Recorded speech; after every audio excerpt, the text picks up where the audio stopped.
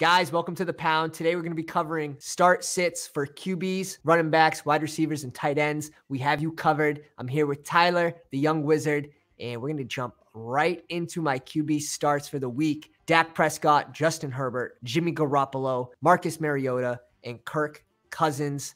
And my stud of the week, Danny Dimes, facing the Lions defense, allowing the most points to quarterbacks with 23.7. You can pass on them. You can run on them. And I believe Danny Dimes will be doing a lot of both in this game. Danny Dimes has a love bug connection with Darius Slayton having 2 touchdowns in the last 3 games. Slayton becomes an interesting DFS play again this week, but I believe Danny Dimes is an extremely safe top 10 QB with the potential to sneak in to the top 5 like he did week 7 against a suspect Jacksonville Jags defense. Moving right into my sits for the week, I have Kenny Pickett, Derek Carr, and Russell Wilson in the QB dud of the week, Kyler Murray. Now, this is a player that is coming off a hamstring injury, and he requires the run in order to give him his high ceiling. He's playing a tough 49ers defense. The 49ers defense allowed the 4th fewest air yards versus QBs. So you can see how those two things don't correlate in a positive way. He cannot extend the play, and they're good against the pass. We did see Kyler dud against the Rams in week 3 for 13 fantasy points as he was limited to just 8 rushing yards. I expect a similar week from Kyler Murray if he gets the start. Kyler, we'll move on to your wide receiver starts for the week. Take it away. Yep. Jumping right into it, we're going to go Cortland Sutton, Terry McLaurin, Gabe Davis, George Pickens, and Josh Palmer, all starts I love. And my big sleeper of the week, my stud of the week wide receiver, Darnell Mooney of the Atlanta Falcons. Falcons have the worst passing defense in the NFL against wide receivers this season. They're allowing the most passing yards in the NFL, 68% completion percentage to opposing quarterbacks, and 15 touchdowns on the season. They're allowing the most points per game and catches per game to opposing wide receivers in the NFL. And I mean, wide receivers are scoring at an amazing 36 points per game against the Atlanta Falcons this season. Mooney has put together a solid stretch of the last 5-6 games here, 50 or more yards in 6 of his last 7 games. He's only got the 1 touchdown on the season, but he's got 5 or more targets in 6 of his last 7 games. And the way that Fields in this offense has looked, it's been an absolute dream. And we're really excited for this matchup as Mooney owners.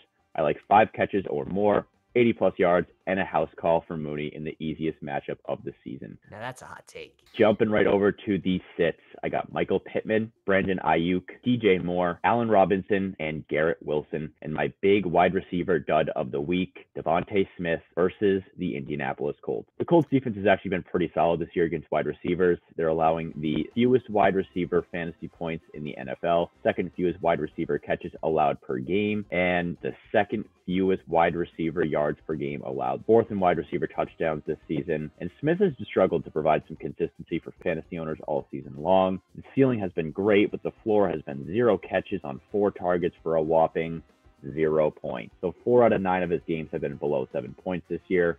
The injury to Dallas Goedert might have people rushing to get Devontae Smith back into the lineup, but I think it might be tough for him to kind of have that big game against a really good Indianapolis Colts secondary as a number 2 option. I agree. Guys, if you're enjoying the video, please drop a like. Comment any start sit questions you have down below. We'll get to them. And hit the sub if you're enjoying. Moving right into my running back starts for week 11. We have David Montgomery, Cordell Patterson, Donta Foreman, Devin Singletary, and Antonio Gibson. And my running back stud of the week, Ramondre Stevenson, season running back 11 overall, averaging 18 touches per game. He's seen at least 7 targets in the last 3 games. Damian Harris still not fully healthy. May not play. Even if he does, Stevenson has a great floor with his target share, playing the Jets, allowing over 18 points a game to fantasy running backs.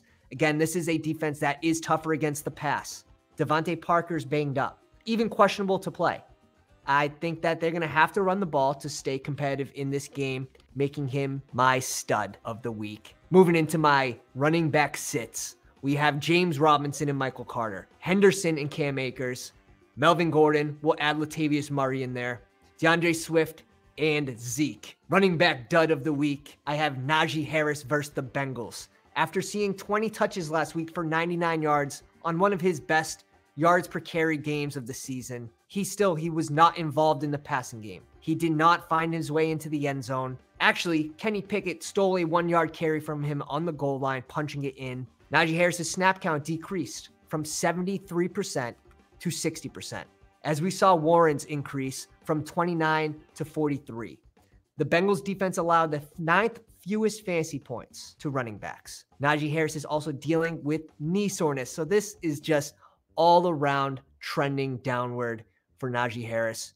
Not to mention, in week 1 against Cincy, he had a total of 26 yards against this same defense.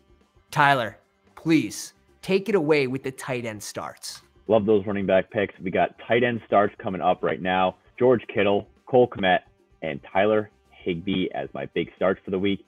And my big sleeper, give me Robert Tonyan versus the Tennessee Titans. Tennessee has actually been really poor against the pass this season, 4th most yards allowed in the NFL and 16 passing touchdowns allowed on the season. And they've actually been really bad against tight ends this year. They're bottom 10 in points allowed per game against tight ends with 12 points per game, and they're allowing the 4th most yards per game to tight ends in the NFL with 63 yards per game. Tonyan's got 47 targets on the season. He only had the one last week against Dallas, but Dallas has actually been a really good defense against tight ends. So I like a bounce back game for Robert Tonyan this week, coming in as tight end number 16. I like him to crack top 10.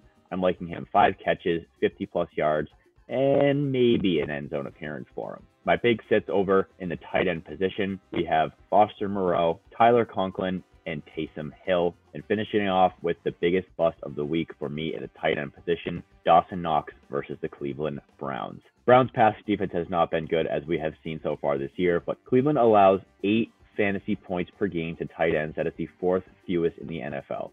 We've seen the Cleveland defense be really bad, but it hasn't been towards tight ends.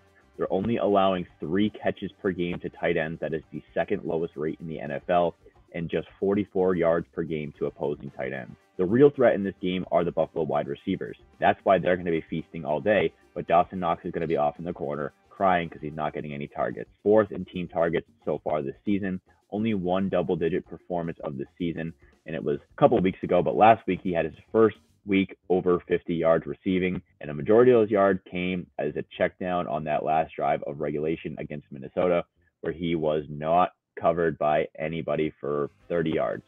So I don't like Knox this week. I'm thinking sub 30 yards for him. Don't play him. Guys, please, if you enjoyed the video, drop a like, hit the subscribe to join the Pound, and we will be going live 2 to 3 times a week answering start sit questions as well as waiver wire pickups. Welcome to the Pound. Pounders.